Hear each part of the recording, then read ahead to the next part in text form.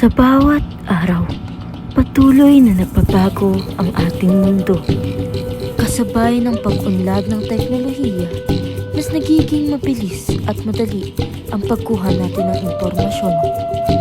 Kung noon, ang kaalaman ay karaniwang hinahanap sa mga aklat, silid-aklatan, at sa mga taong may sapat na kaalaman. Ngayon, sa isang pindot lamang, maaari na tayong makahanap ng sagot sa halos anumang tanong. Isa sa mga teknolohiyang naging bahagi ng ating pag-aaral at pananaliksik ay ang Artificial Intelligence o AI. Ngunit sa gitna ng mabilis na pagbabagong ito, tila isang tanong ang dapat nating pag-isipan. Paano nga ba natin mapapanatili at mapapahalagahan ang wikang Pilipino sa panahong ang teknolohiya ay umuunlad?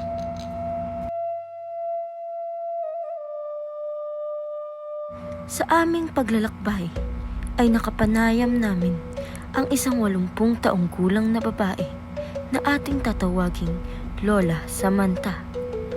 Noong wala pa pong internet at artificial intelligence, paano po kaya naghahanap ng impormasyon? Karaniwan, sa mga libro, encyclopedia, dyaryo at library kami naghahanap ng impormasyon. Kapag may hindi kami naiintindihan, nagtatanong kami sa guro, magulang, o sa mga taong may sapat na kaalaman tungkol sa bagay na iyon. Ng tamang sagot, hindi tulad ngayon na isang pindot lamang ay may makikita ka ng impormasyon. Ano naman po ang isinasagawa ninyo kapag hindi ninyo makita ang sagot? Kailangan naming maghanap ng mabuti at maging mataga. Nagbabasa kami ng iba't ibang libro at kinukumpara ang mga impormasyon sa nakukuha namin. Isinusulat din namin ang mahahalagang detalye para hindi namin makalimutan. Minsan, nagtatanong kami sa guro o sa iba pang taong may mas alam, mas matagal ang proseso, pero natututo kaming magsikap at huwag basta sumuko kapag mahirap hanapin ang sagot. Ano po ang papel ng wikang Pilipino sa inyong pag-aaral noon?